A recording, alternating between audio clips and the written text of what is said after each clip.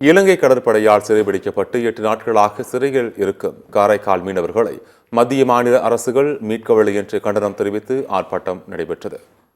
புதுச்சேரியில் சுதேசி பஞ்சாலை அருகில் இந்த கண்டன ஆர்ப்பாட்டம் நடைபெற்றது.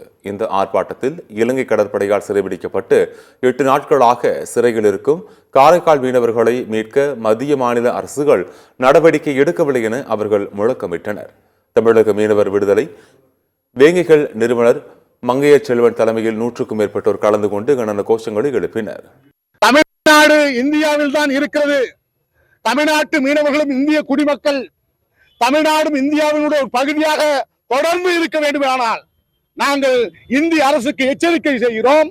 உடனடியாக சிங்கள கடற்படை கட்டுப்பாட்டிலே சித்திரவதைக்கு ஆளாக்கப்பட்டிருக்கிற செந்தமிழ் என்கிற மீனவரை உடனடியாக மீட்க வேண்டும்.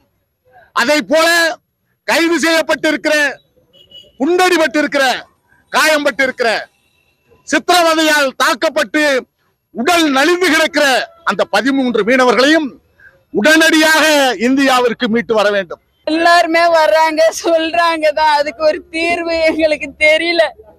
எங்களுக்கு நடவடிக்கை எடுத்து ஆளும் போட்டு வந்தால்தான் அதுக்கு ஒரு நடவடிக்கை எடுத்திருக்காங்கன்னு நாங்க நம்ப முடியும். இது வரைக்கும் எவ்வளவு பேர் வர்றாங்க, பாக்குறாங்க, நாங்க செய்யறோம், செஞ்சிட்டு இருக்கோம், நாங்க முயற்சி பண்ணிட்டு இருக்கோம்னு சொல்றாங்க. அதுக்குள்ள நடவடிக்கை என்ன எடுத்திருக்காங்கன்னு எங்களுக்கு தெரியல.